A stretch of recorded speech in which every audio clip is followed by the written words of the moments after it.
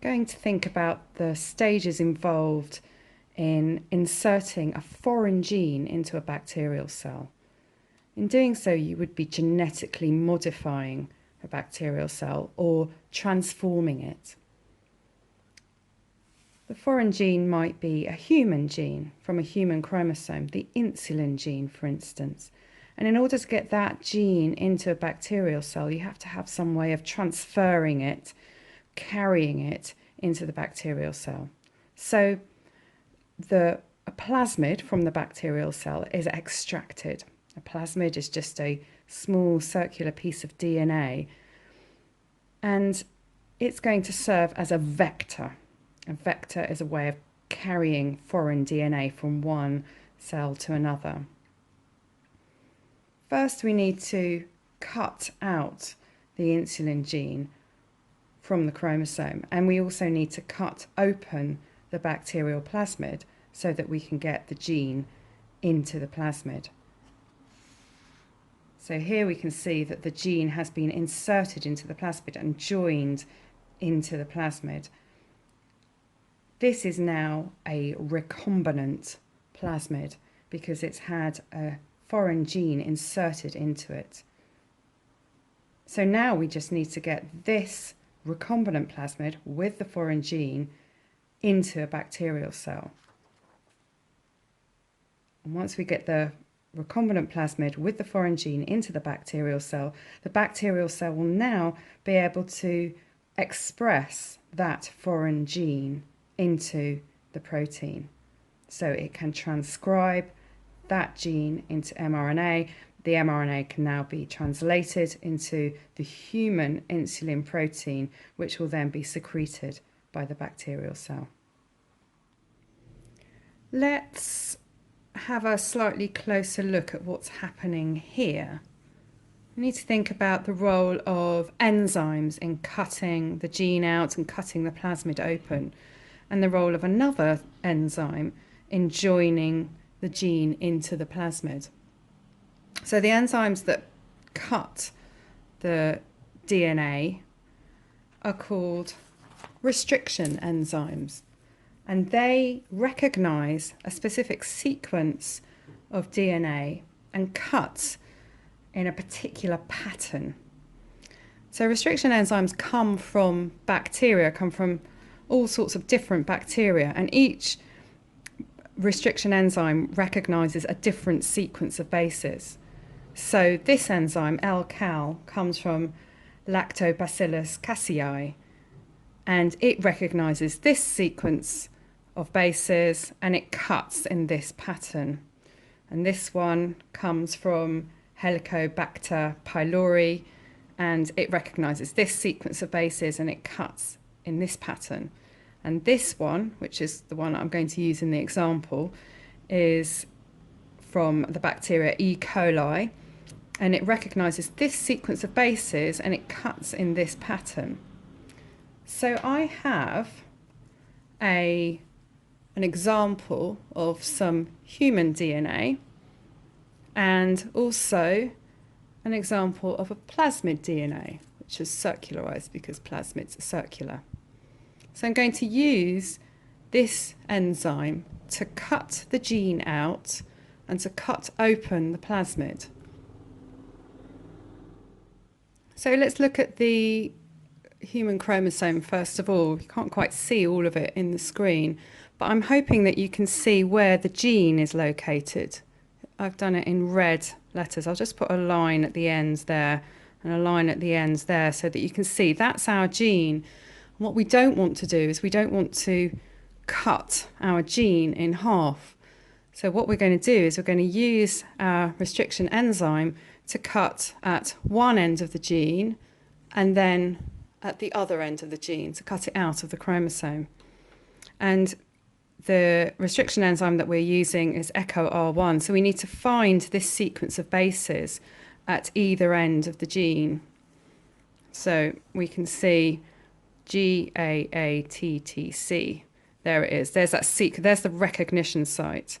And the cutting pattern is that it needs to cut here and here and then along like that. Okay, and let's see if we can find it on the other side as well. There it is, GAATTC. And the cutting pattern is to cut in between the G and the A, and then in between the G and the A on the bottom as well. Now what happens is when you cut the sugar phosphate backbone here, this is my restriction enzyme, as the sugar phosphate backbone is cut there and there, the hydrogen bonds that are now holding these bases, these complementary bases in place, will break quite easily because they're relatively weak, and so they'll come apart like so. Okay, so we're left with that. Let's do the other side as well. Let's just cut the sugar phosphate backbone there, the sugar phosphate backbone there, and then the hydrogen bonds will naturally break between the complementary bases, and you're left with. Now, what we're left with is interesting because we're left with some unpaired bases at each end. There's those at one end, and there's the other unpaired bases at that end. They're overhanging, and we call these sticky ends.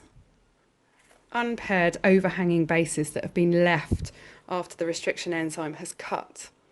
Okay, so that's our gene cut out. Now we need to cut open the plasmid. So we need to find that sequence of bases in our plasmid. Okay, I think I found it actually. So GAATTC. Yep.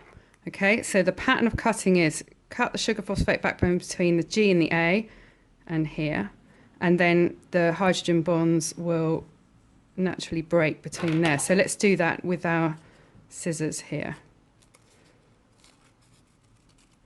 And we only need to cut the plasmid with the restriction enzyme once, and then it opens up like this because it's circular.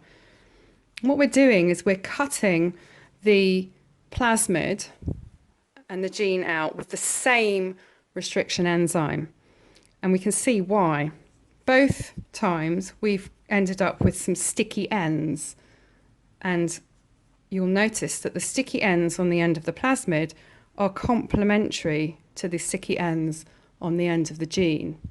So now they will come together and form hydrogen bonds between the complementary bases, and this is where another enzyme can then come along and make the new sugar phosphate backbone. Because the sticky ends of the plasmid and the gene are complementary, they will come and make hydrogen bonds between those complementary bases for long enough for another enzyme called DNA ligase to form a sugar phosphate backbone between the plasmid DNA and the human chromosome DNA. So let's just add those in my DNA ligase here. Okay. So that's now joined, and then the same will happen at the other end. So we now have sticky ends at the other end of the plasmid and sticky ends at the other end of the gene, which will also come together to form complementary base pairing, and the ligase can then join those together by forming new sugar phosphate backbones. So what we now have is a recombinant plasmid. The plasmid now has the gene inserted into it. So once the plasmids have been cut open and the genes have been cut out, they are placed in a test tube with the DNA ligase, which will join the gene in with the plasmid. So ideally, what you want to happen is for the gene to be inserted into the plasmid and joined to it.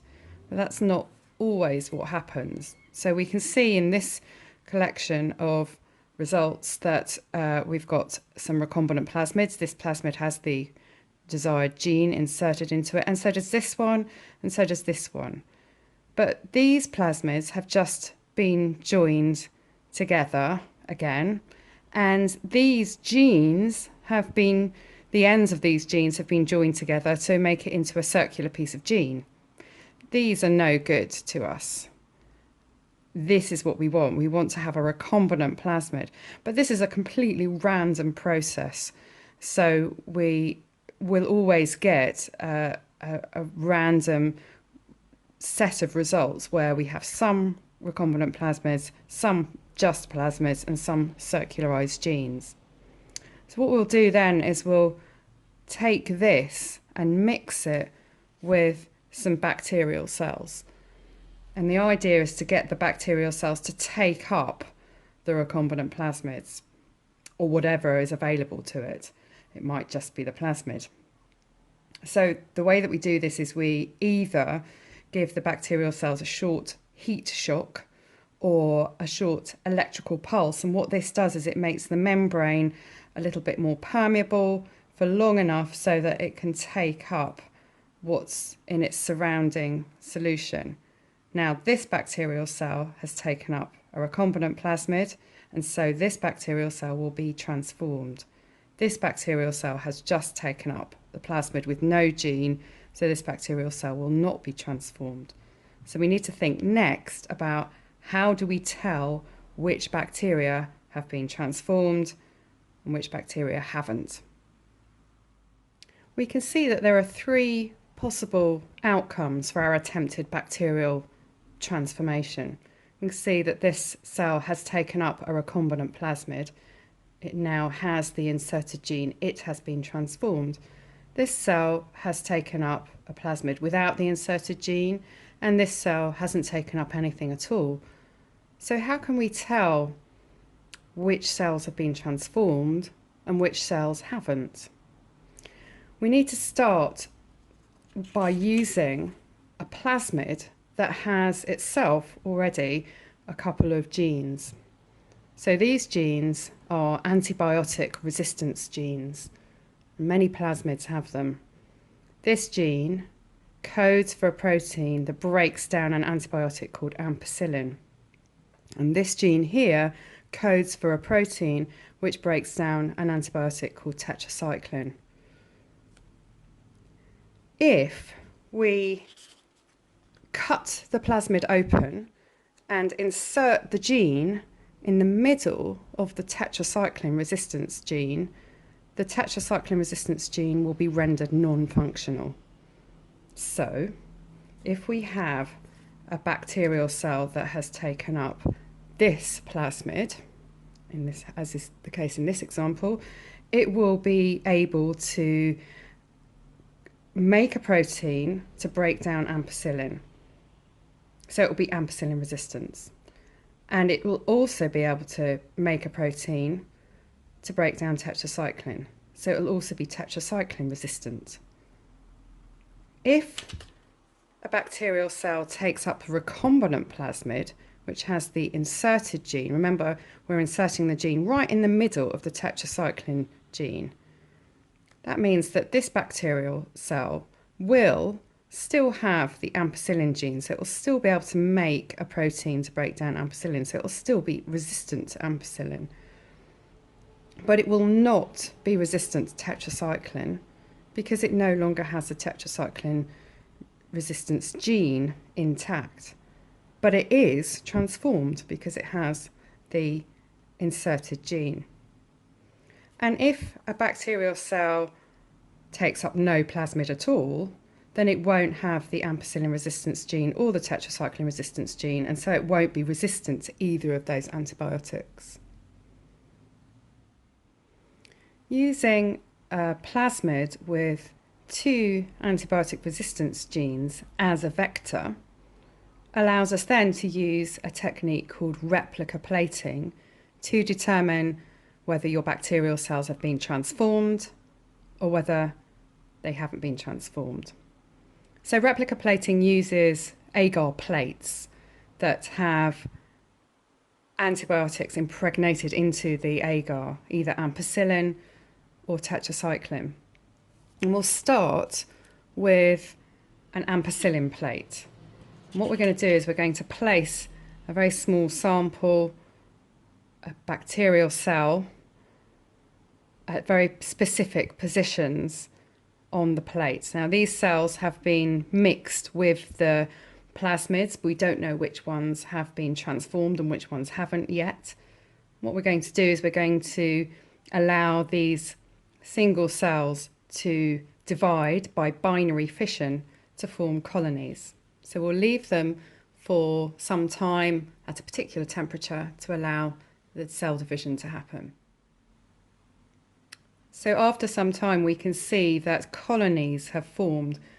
A colony of bacteria is just a collection of genetically identical bacteria.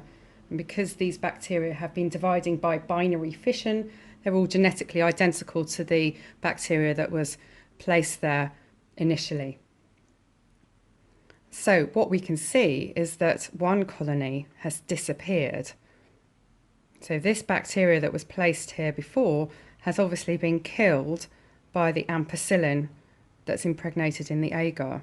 So we know that the bacteria that was here must have lacked the plasmid that carried the ampicillin resistance gene and the tetracycline resistance gene, and that's why no colony has been formed from that sample there. Now, these bacteria that have gone on to form colonies here will either have the plasmid with the ampicillin and the tetracycline resistance gene, or the ampicillin resistance gene but the inserted gene disrupting the tetracycline gene. We don't know which one these bacteria will be. We know then that the bacteria here have ampicillin resistance, and so they will either have this plasmid or this plasmid, because both plasmids carry the intact ampicillin resistance gene. We need to make a replica plate to determine which bacteria are which. So this replica plate is going to be exactly the same as that plate, except that it's going to be a tetracycline plate. And what we'll do is we'll take a sample of these colonies and place it in the corresponding positions on the tetracycline plate. So a sample from there to there, from there to there, and from there to there. So we're making a replica of this plate, but the only thing we're changing is that we've got a different antibiotic. So we'll leave this plate now for a number of hours at a particular temperature, in particular conditions, and allow these bacteria to divide by binary fission to form colonies. We can see that the colonies that developed from the bacteria in these positions have survived the presence of the tetracycline. We can see that there's a colony absent here, so the bacteria in the sample that was placed in this position has been killed by the tetracycline. So this tells us that the bacteria that were placed in these positions must have had tetracycline resistance in order to be able to survive in the presence of the tetracycline. So they must have had the plasmid without the inserted gene, with the tetracycline resistance gene intact. They haven't been transformed. Whereas the bacteria that were placed here have been killed, and the only reason that would be is if the tetracycline resistance gene wasn't working, and that would be because the gene of interest was inserted right in the middle of the tetracycline resistance gene. They have been transformed. So we now know from this replica plate that the bacteria that have been killed were the ones that have been transformed. Now, what we can do then is, although they are absent here, we can go back to our original plate and look for the colony in the corresponding position, and we can see that those ones would be the transformed bacteria. We could take a sample of those and culture them in order to make our protein of interest.